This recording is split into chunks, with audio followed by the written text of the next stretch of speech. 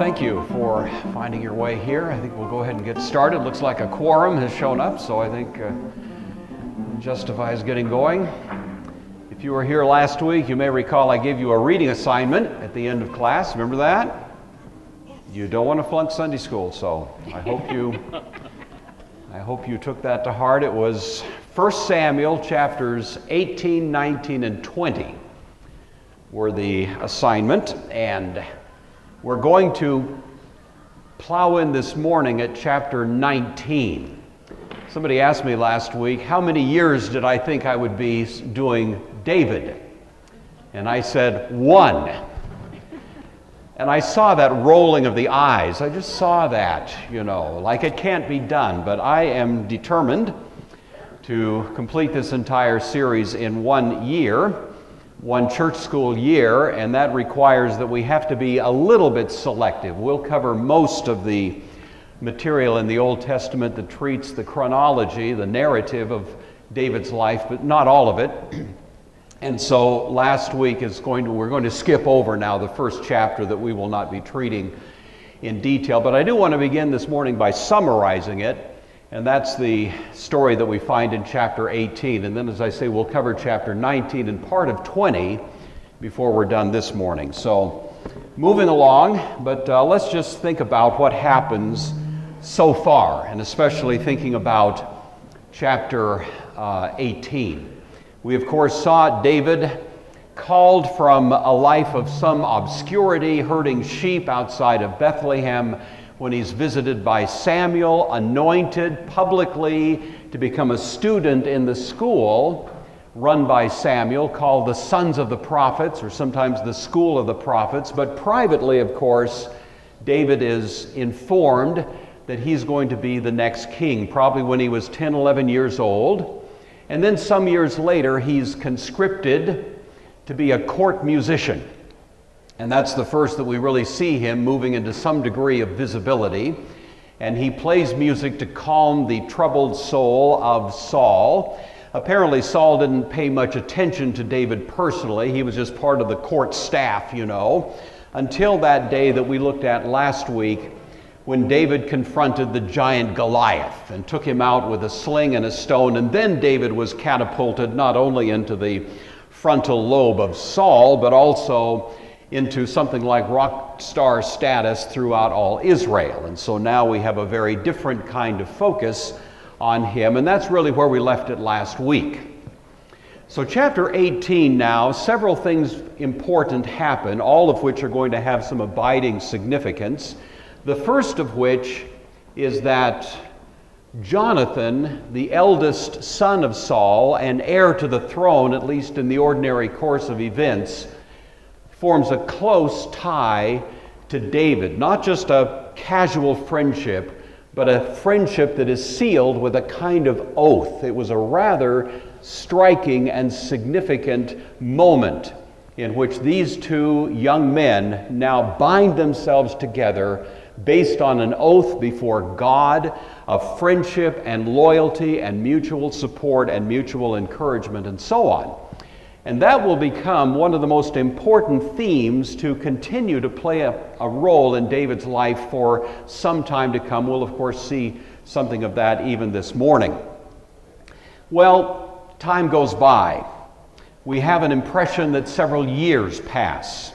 And during this period of time, David handles himself with amazing ability. He's victorious in multiple skirmishes and conflicts with Philistines that take place in various places and at various times. We're not giving the details of this, but all of it suggests that David was certainly maintaining himself in a favorable reputation, not only with Saul, but with all the people of Israel, until a fateful day when a new tune hit the top 40 in Jerusalem, and it was entitled, Saul has killed his thousands and David his tens of thousands. And then everything began to change. And Saul, who had been a big cheerleader for David, now all of a sudden begins to suspect that something's up. He's been a great hero. He's had great success, Saul has, in dealing with the Philistines. But now it seems that he's being challenged in the popularity contest in Jerusalem, and this song drives home that particular concern. Well, David continues to be a participant in the court of Saul, but Saul is now having an increasingly cloudy view of David until on one occasion, chapter 18, verse 10 mentions that David was there playing his harp for Saul to calm him, and depending on the translation you read, it will say that either Saul threw his spear or, much more probably, brandished his spear. It's a little bit hard to make sense out of the whole chronology if he actually threw his spear, and in fact the Septuagint quite clearly interprets it and translates it as Saul brandished his spear, threatening, as if he were about to throw it, you see, but he doesn't actually do that. So that's apparently what happened. And David, smart kid, figures out this is not a good place to hang out, you know, and he gets out the back door. This apparently happened twice. And so on two different occasions, we have David now beginning to recognize things are not all that favorable for him in the mind of Saul. Saul apparently was becoming so distressed and really irritated at the presence of David that he actually sends him away from his court. So David had been a regular participant in life in the court. Saul sends him away, puts him into a military position, a captain of 1,000. And in that situation now David continues to conduct himself favorably, but he's not there in the very presence of Saul. Saul had promised that the person that killed Goliath would receive his daughter in marriage. Merab was her name, his oldest daughter. Apparently David was a little too young at the time for Saul to make good on that promise, but now some years later apparently he is going to offer his daughter to David, but with a couple of strings attached. Ordinarily, a hefty dowry would be paid if you were going to marry the son's or the king's daughter, you see. Well, David didn't come from a wealthy family. He didn't have the kind of resources to make that offer, but actually Saul had in effect said he would waive the dowry for someone that killed Goliath, so David should have qualified based on that. But when the offer was made, David said, well, wait a minute, I'm not a rich guy, I really don't deserve this kind of honor. He very humbly and I think sincerely was attempting to sort of get out of that obligation. And Saul said to him, well, look, go out and conduct yourself valiantly, as if to say, take some big risks, do some great things, and then we'll consider it paid in full, and you'll receive my daughter's hand in marriage. Well, Saul's private thought, we're informed by the writer, is that he was hoping David would be so reckless that again he would, wind up being killed in one of these skirmishes. That would solve all the problems. Well, David goes out and indeed does conduct himself admirably, has many victories, and Saul begins to figure out it ain't going to work out the way he had hoped, and he actually reneges on his offer and gives his oldest daughter to someone else.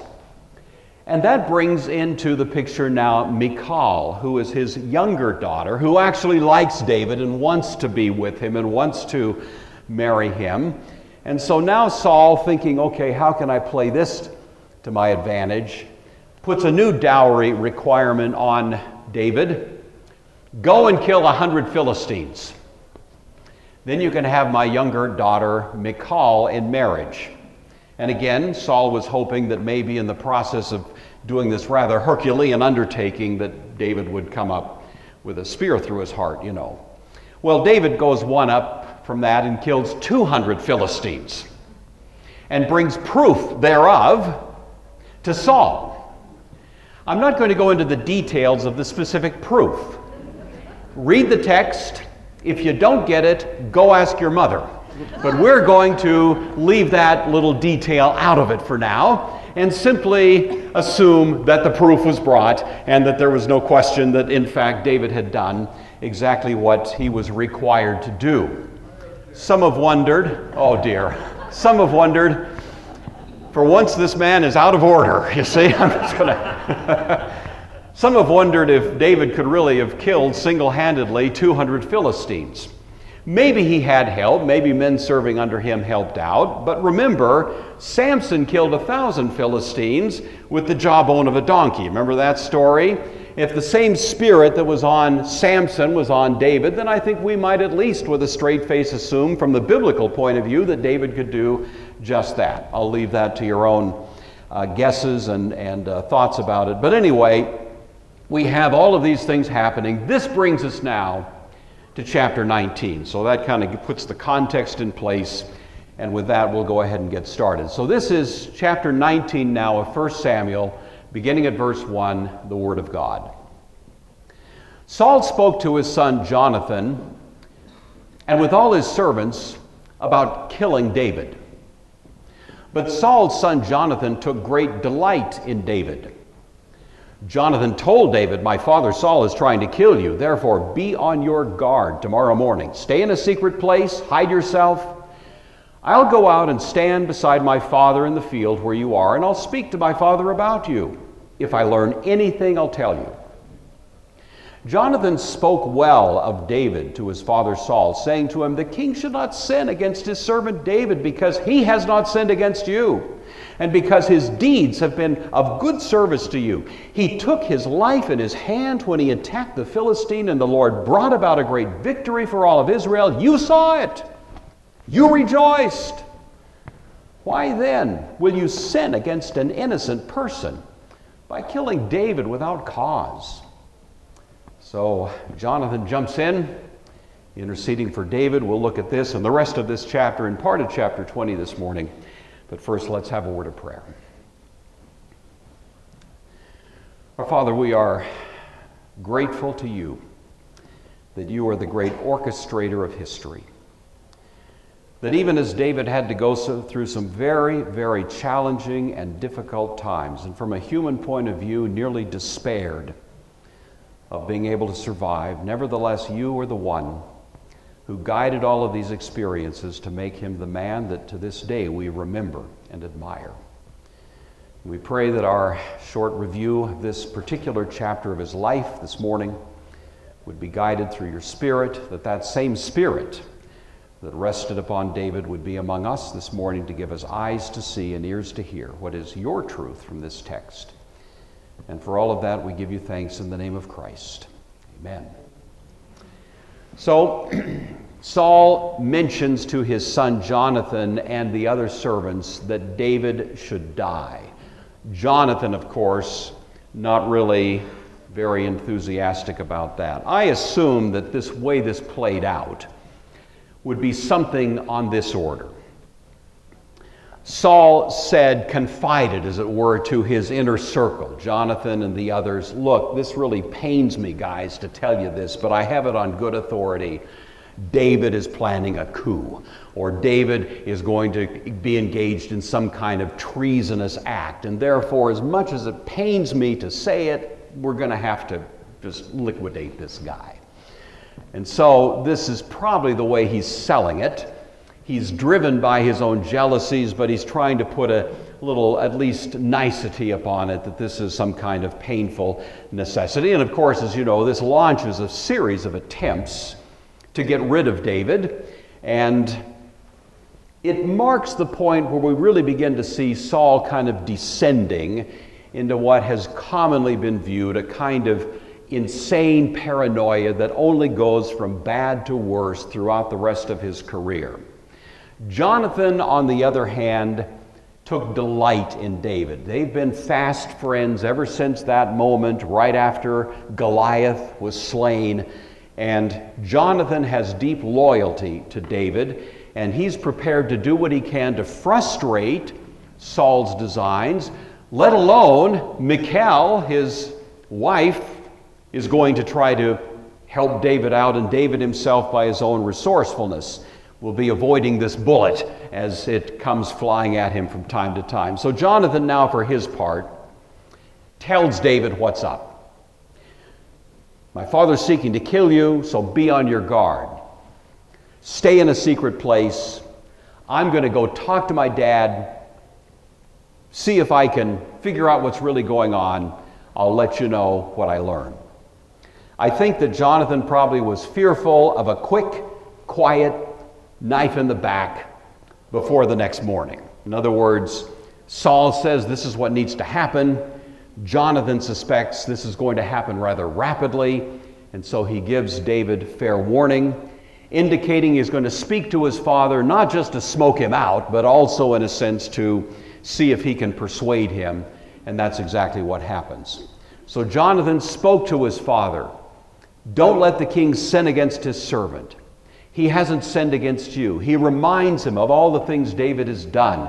He reminds him of the Goliath incident and how everybody rejoiced, including Saul. And he tries to talk some sense into his dad on this occasion, playing every card he can think of to try to maneuver his dad into a better frame of mind, just as we might expect a son to do toward a father who he loves on behalf of a friend who he loves, Jonathan being a kind of Barnabas in the New Testament, trying to build a bridge, mediate a solution, find some amicable resolution of what he believes is a highly misguided understanding of things from Saul's point of view. Well, Saul listened. He heeded the voice of Jonathan, and he swore, as the Lord lives, he won't be killed.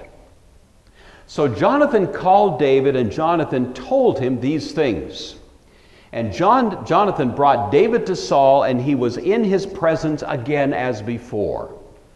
So what we have is Saul still showing a little bit of noble impulse, though it is going to generally vanish as time goes on. But somehow Jonathan can reach something in Saul that is still a little better than the dark moodiness that has been besetting him. And on the basis of this, he swears an oath. Now he's going to break this oath, It's only a matter of time, and that oath won't stick. But for now, it appears that Saul probably, at least somewhat sincerely, has been moved by the appeals of his son.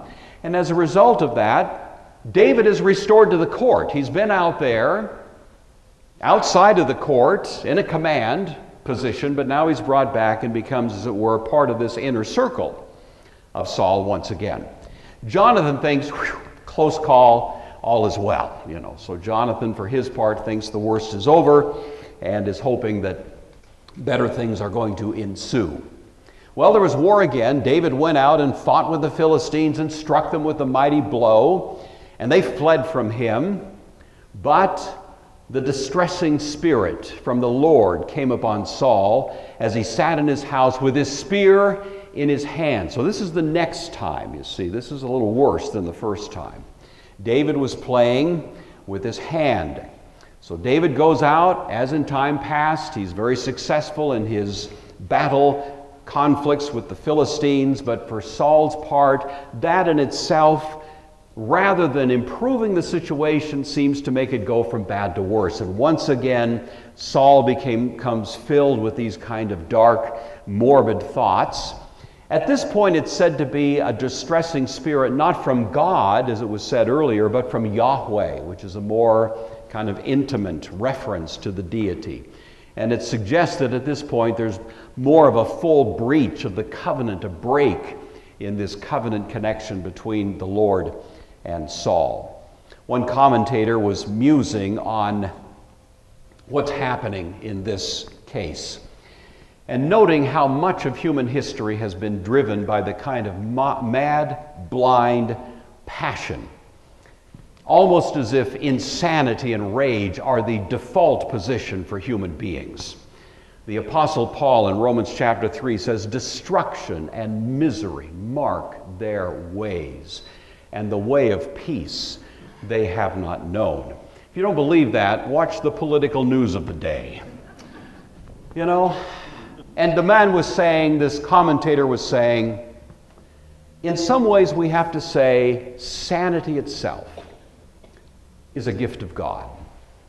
Paul says, God has not given us the spirit of fear, but of power and of love and of a sound mind. In the ravaging effects of original sin, we all have monstrous impulses within us. But it is grace that in fact tames that monster within us, and as salt of the earth, it tames the monstrous impulses in others. That's why the world needs us, Christians, because hopefully we're the ones who, possessed of God's Spirit, can calm some of the raging, blistering storms that tend to surround us.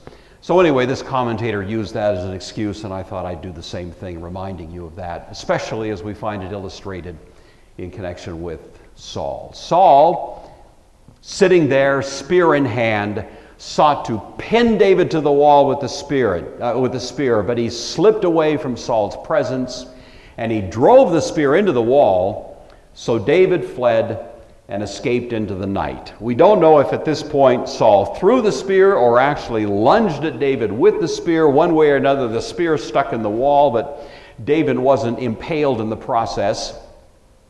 And David fled, and this marks the moment when, now for some time to come, David is a fugitive. And so he's gone from being an inner circle guy, a musician, and he's going to be on the lam, and worse, for some time to come, and it all begins at this moment when this spear was aimed for David's heart and he escaped. Well, Saul assumed that David was going to head for home, which indeed he did. So Saul sent messengers to David's house to watch him and to kill him in the morning, assuming that at some point David would come out and they just nab him and do him in there. Michal, David's wife, told him, if you don't save your life tonight, tomorrow you'll be killed. So she must have, I think Saul probably assumed that she was on his team, on Saul's team. And so Michal, however, is going to overrule her loyalty to her father and help David out. And so she let David out through a window, and he went and fled and escaped. This is remarkable because what we see, of course, is all of those who Saul should have been able to depend on. His son, his daughter, all of that are leaving him very much alone in the darkness of his own insane paranoia and bitterness. Michal, in order to continue the subterfuge, took an image and laid it in the bed and put a cover of goat's hair for his head and covered it with clothes. This image, the Hebrew word there is teraphim, it's a plural word, refers to images. They can be small or they can be large. Sometimes the plural will stand for the singular, as it does here. It's a graven image. We might be a little surprised to hear that David would have something like that in his home, but actually they were fairly common. They were not viewed as objects of worship, but they were kind of a little bit of a compromise with the strict law that God had put in place. But they were so common that it wasn't viewed as a serious crime, and in fact they were present there. We learned that not only from the Old Testament, but from other sources as well. It's the same word that's used to describe what Rachel stole from Laban, if you recall that story in Genesis. Those were little household images. They function kind of like good luck charms. You hang a rabbit's foot in your car, something like that. It was not an object of worship, but it did have a little bit of a superstitious character to it. But in this case, Michal takes that.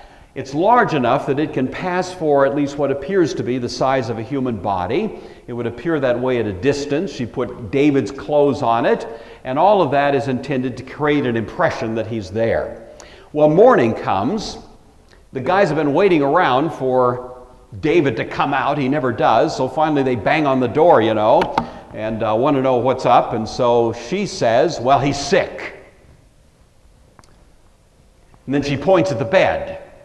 And they see it off in a distance. Well, they didn't know what their marching orders hadn't included the prospect that he might be sick. So they run back and tell Saul, and he is angry. Bring him to me in bed, then I can kill him, And when the messengers had come in, then they saw there was the image in the bed with a cover of goat's hair.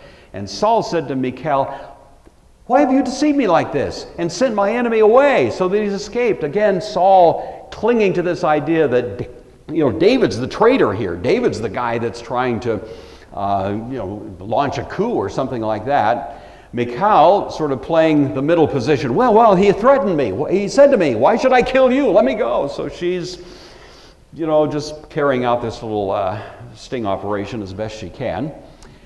Saul had said, bring him on his bed. We might think that's a little preposterous, but the beds they slept on at that time in history were actually just a kind of strip of carpet. They weren't a big heavy bed like some of us might be accustomed to, and so it would have been feasible to just drag him out of there, rolled up in that little carpet, and bring him.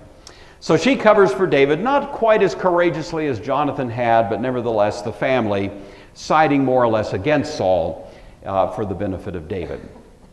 Again, one commentator was musing on the descent of Saul that we see, and really the effect of this kind of bitter attitude toward David that continues to dominate his imagination, saying, quote, "When hate reigns, reason is ostracized. It's impossible for Saul to comprehend the meaning of reconciliation. He knows that David has saved his life, but Saul's judgment is so poisoned by envy that he tries to kill him. Some say that love is blind," Shakespeare, "and there is truth in it. But true love opens the eyes, it does not close them or blind them.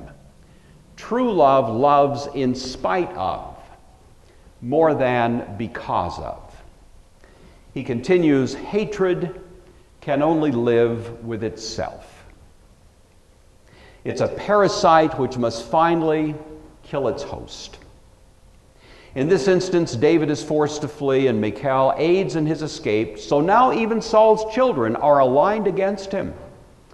His court and his household, ravaged by rebellion and intrigue, have become the dwelling place of a madman.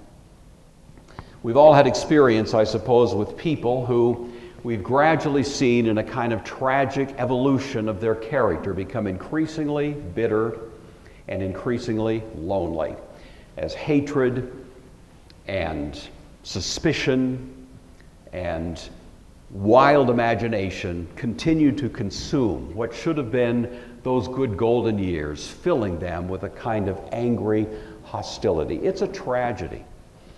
The greater tragedy is that all of us have at least the possibility of that lurking in our hearts. That's why the writer to the Hebrews warns us, don't let a root of bitterness get a toehold, because it can start so innocently and so subtly, and yet over the years create basically an empty lot where there used to be a person. And we don't want any of that to happen to us, let alone anyone we love, and we should be on our guard lest anything like that take place as we see it in the case of Saul. Well, David fled and escaped, maybe not too surprisingly, went to Samuel at Ramah and told him all that Saul had done. And he and Samuel went and stayed at Naioth. Well, David goes to Samuel, probably hoping that Samuel will intercede on behalf of David.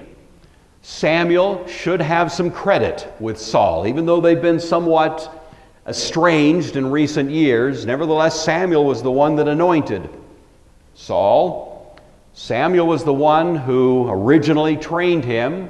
Samuel was the original mentor. And so whatever cachet that Samuel might have, David hopes he's going to play it now and try to buy some relief from this mad dash that Saul seems to be responsible for.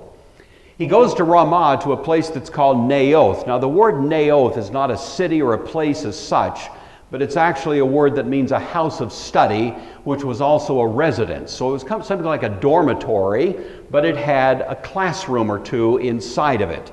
This was the facility that was constructed to house the school of the prophets, or the sons of the prophets that Samuel trained. And so this was a place where David himself had been for some years, presumably. He was familiar with it, and now he goes back there, and the two of them go to this particular location, and knowing that probably soon enough they're going to be dealing with people that'll be coming from Saul. Well, Saul was told, spies, here and there, David is at Naioth in Ramah. Then Saul sent messengers to take David.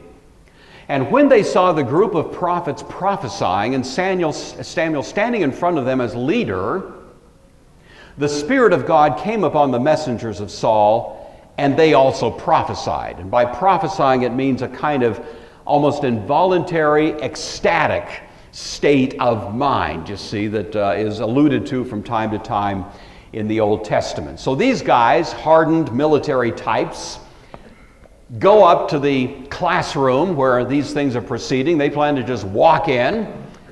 No particular concern for protocol. They're going to grab David and drag him away back to the fate that is going to await him at the hands of Saul. They walk in, and what they find happening in the room is some kind of exercise in worship, maybe singing or chanting psalms or otherwise.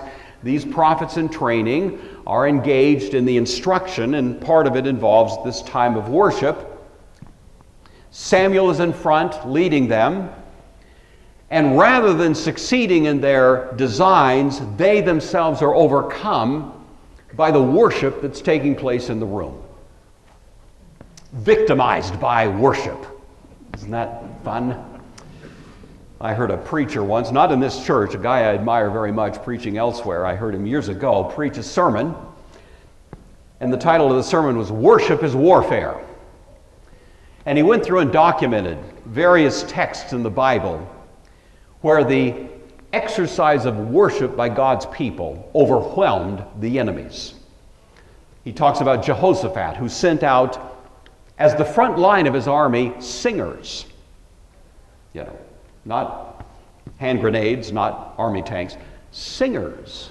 I don't know how those guys felt about being the front line as they headed into harm's way. But what we hear is that it was so confusing to the enemy that they turned out destroying themselves. Other examples, this is one of them. These guys come in hardened, they got a job to do. They're not going to bother with whatever the niceties might be, and all of a sudden worship overwhelms them, because worship is more powerful than we suspect. And one of the greatest ways we push back the gates of hell in this world is by public worship. The life of John Wesley in England is a sustained documentary to the power of worship in a society that was spinning out of control to its own destruction. And this is a good case in point. Well, Saul couldn't believe his ears when these guys come back and explain what happened. So he sent other messengers. They prophesied also. So Saul sent other messengers again a third time. They prophesied also. And then Saul said, "Don't send boys to do a man's job. You guys can't seem to get the job done, so I'll go." And so he went also to Ramah. That location is not to a well called Seku, which is on its way. We don't know that location, but it was on the way. And there he asked, "Where are Samuel and David?" Someone said, "Indeed, they are at Naoth in Ramah." So he went there to Naoth. That's the classroom, the dormitory we were mentioning. Then the Spirit of God came upon Saul also. And he went on and prophesied until he came to Naoth and Ramah. And he stripped off his clothes and prophesied before Samuel in like manner. And he lay down naked all that day and all that night. Therefore they say, "Is Saul also among the prophets?" There's so much humor in the Old Testament, you just have to say, what a sight. Saul, of course, when he was originally anointed by Samuel, had an experience of a prophetic ecstasy. That we see documentation of that in the Old Testament. When, for example, in Numbers chapter 11, God took the spirit that was on Moses and gave it to the 70. It said they all prophesied, but it was all kind of off at a distance, so the people of Israel didn't witness it, except for two guys. Two guys were late, and so they were still in the camp, but the Spirit came on them as well, and it was said that they prophesied in the camp, a kind of involuntary, ecstatic response to this powerful presence of God on them. And something like that happened to Saul when he was anointed by Samuel, before he became the king, and it was actually at the time viewed as a great credit to Saul. He's also among the prophets. Here we have a king who has that. Now it's kind of ironic, you see, and almost like a little bit of a joke, a colloquialism. So is Saul also among the prophets. You kind of see the little turns and twists that are going on here. Stripping off his clothes, of course, in the Old Testament is almost always associated with defenselessness, with loss of a most embarrassing kind, and so we find now that even Saul is no match. In spite of all of this that has happened, he himself is disarmed and paralyzed by the Spirit as a result of this moment and what took place in his life. This brings us to chapter 20. We'll get partway through chapter 20 as we go this morning. Just, what happens between the chapters? I think we can assume, and I think the text will support this hypothesis. Jonathan thought, finally, his dad has come to his senses. This encounter with Samuel, this moment of almost involuntary worship, this great humiliating kind of event in his life has finally brought sane and balanced rationality to his father. And so we find now Jonathan kind of twisting a little bit in this awkward position because David doesn't believe it. David thinks nothing good is going to happen, and Jonathan is obviously going to bat for his dad. You sense at the subtlest level a little bit of conflict between the two men now as they have to discuss what's going on with Saul. David fled from Naioth. This is after all these things had happened, went and said to Jonathan, "What have I done? What's my iniquity? That my sin before your father, that he seeks my life. He's still out to get me." So there's been this temporary peace, but David doesn't believe it's anything more than temporary. Jonathan, however, has a different view. Jonathan says, "By no means. No. You're not going to die. Didn't you see what happened to my dad? Indeed, my dad's not going to do anything to you. In fact, he wouldn't do anything, big or small, without telling me first. He hasn't said a word to me about anything. It's not so." So here's Jonathan rising to the defense of his dad, hoping that better days are coming. David, of course, not quite so convinced about this. Saul has been giving Jonathan his plans, his purposes, and so Jonathan assumes if any ill will were still in the works, Jonathan would know. David said, "Listen, my friend, your father knows that I have found favor in your eyes. He has said to himself, I'm not going to let Jonathan know this because he'll be upset. But I'm telling you, listen to me, as surely as the Lord lives and your soul lives, there's but a step between me and death. That's where things are." Jonathan said to David, "Well, I don't think so, but look. Whatever you want, I'll do it." And so Jonathan, now caught in the middle, but wanting to do the right thing, reflecting quite different views. David expecting the worst, hoping for better. Jonathan hoped for the best, but is allowing for maybe something not so good. And here we go. David said to Jonathan, "Well, look, here's how we'll figure this out. Tomorrow is the new moon. I shouldn't fail to be with the king at the gathering." This is a monthly celebration, a festival. "Let me go, that I may hide in the field until the third day at evening. If your father misses me at all, then say, well, look, David earnestly asked permission from me that he might run over to Bethlehem, his city, for there's an annual sacrifice there for the family. And if he says, okay, that's fine, no problem, then you're right, you win. I'm okay, I'll accept that there's been a real change of heart. But if he's angry, you can be sure that evil is determined by him against me." The new moon was a monthly celebration associated with the Sabbath.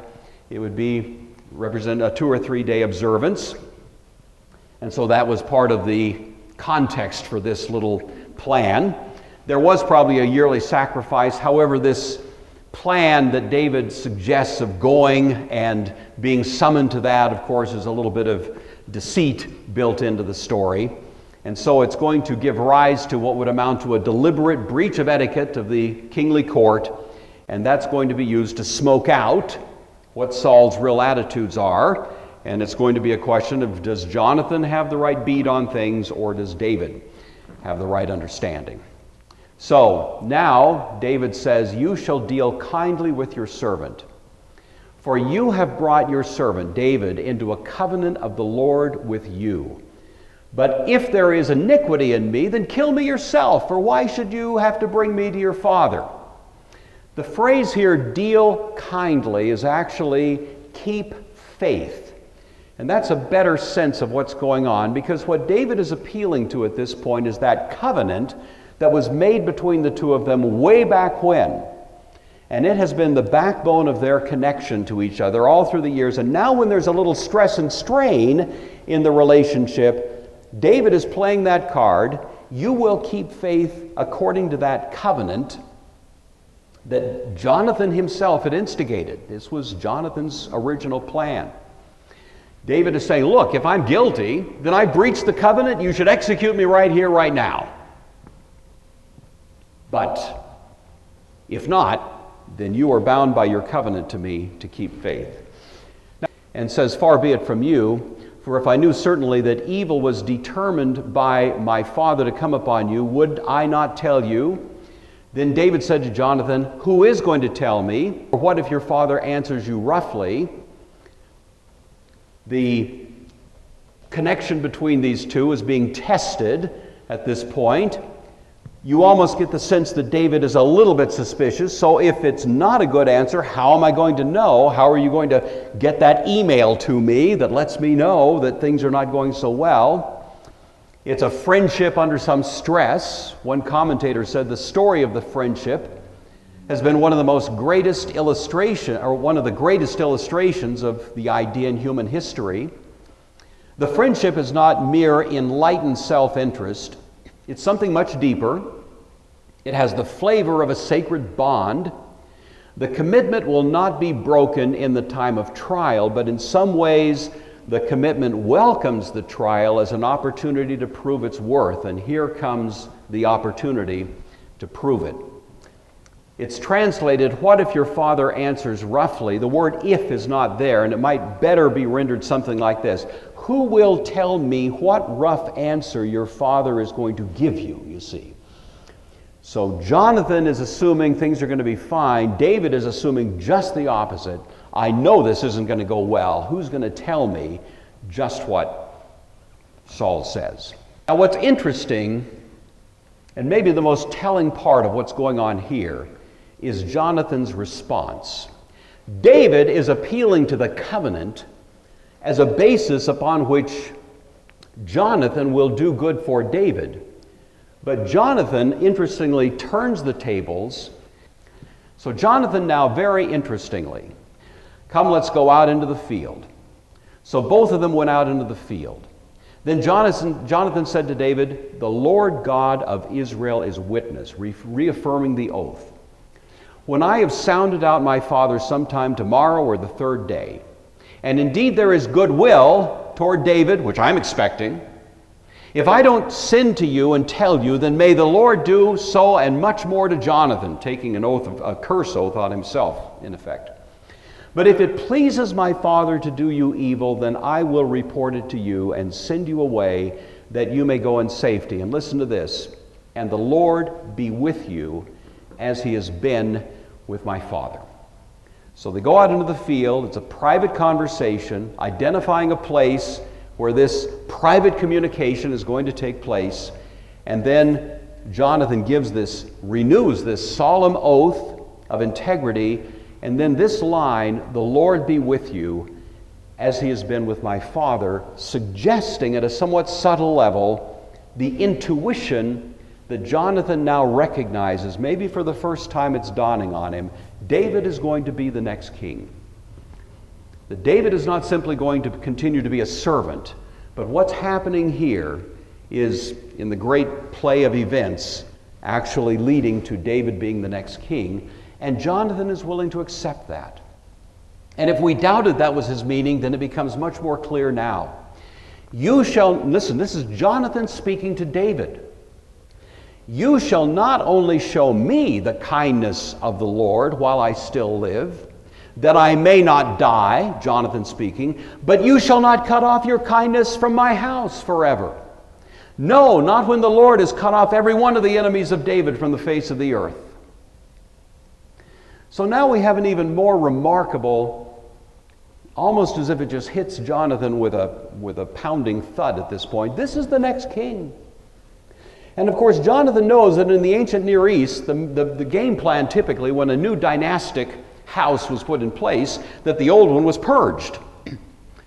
And if David behaved like most Eastern monarchs of the day, Jonathan, his whole family, everybody connected with the house of Saul, would be histoire. They'd be gone. And Jonathan now, interestingly, rather unexpectedly, is appealing to David for protection.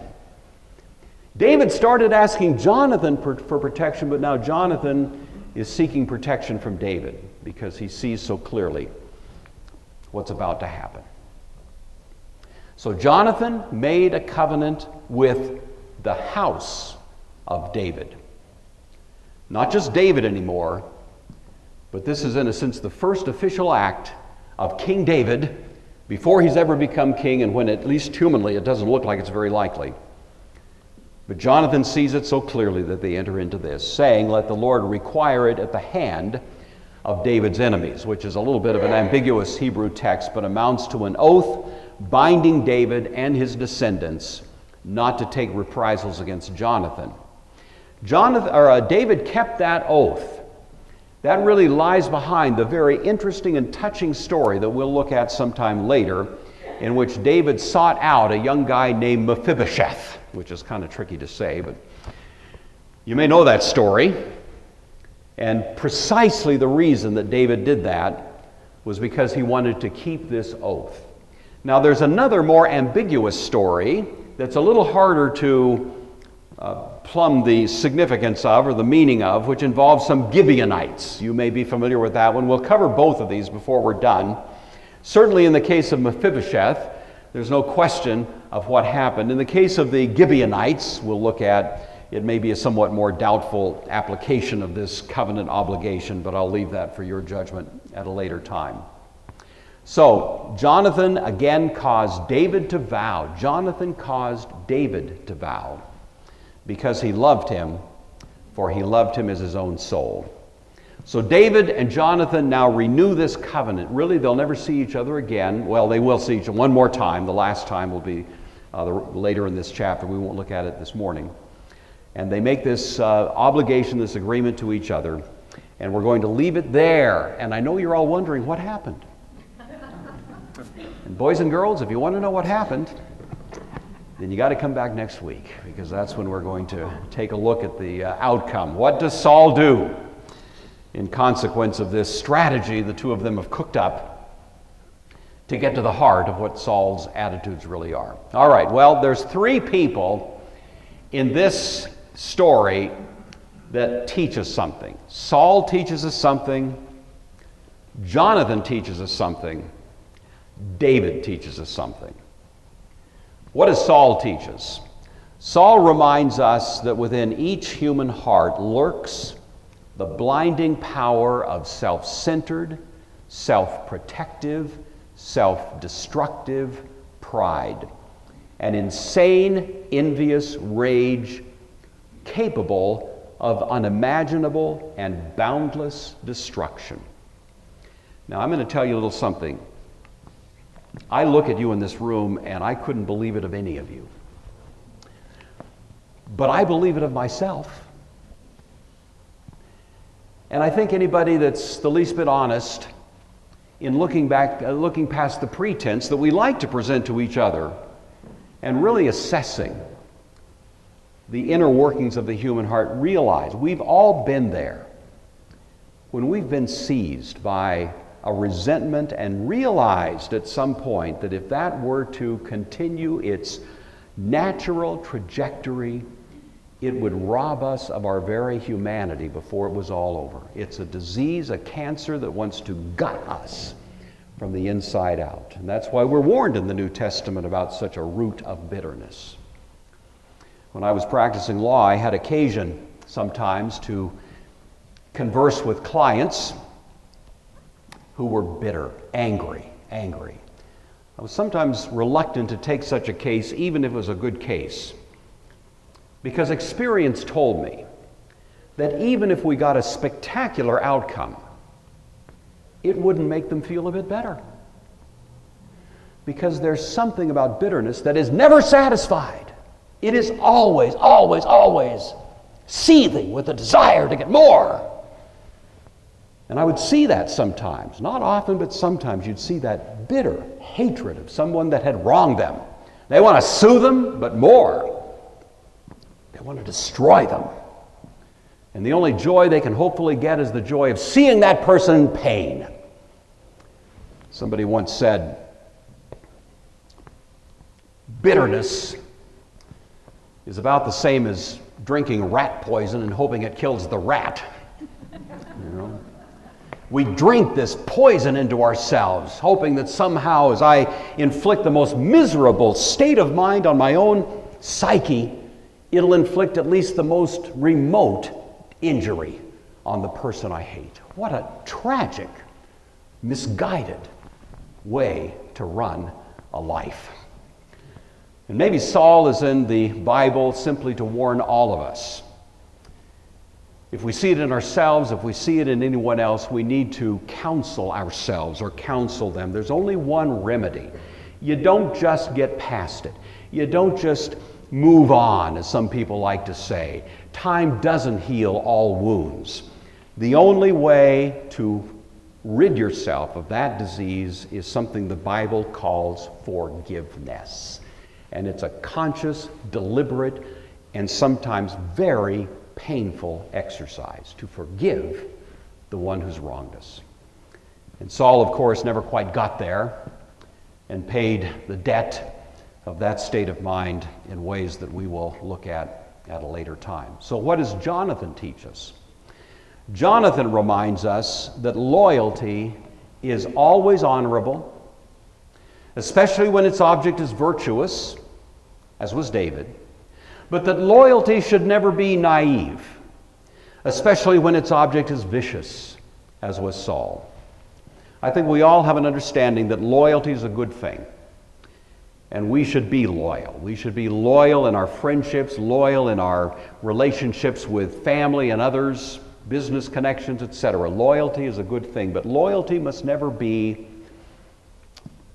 blind to what is actually happening. And I think Jonathan was just kind of tipping on the edge here. He wanted so much to believe the best of his father that he was a little bit blinded to what was actually going on until the critical moment that we'll look at next week. His loyalty to David was good. His loyalty to his father was good. But ultimately, the only way to keep our loyalty straight is if our fundamental loyalty is to the Lord Jesus Christ. He's the one that gives the sufficient light to help us understand what every other loyalty ought to be in its reasonable and proper context. So Jonathan's a good illustration of both the risks and the very good aspects of loyalty. What does David teach us?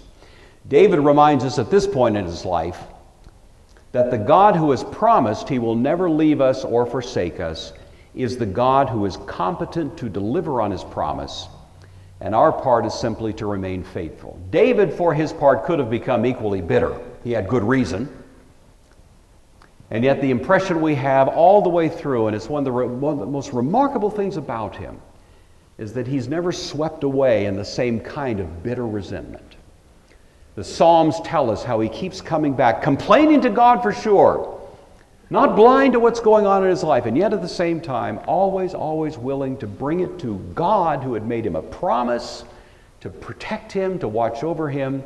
And David was prepared to trust that promise even when all the circumstances were screaming the opposite. Sometimes we're in a situation in life where it seems that life is screaming the opposite proposition. But we need to remember this God who made these promises is good for keeping them.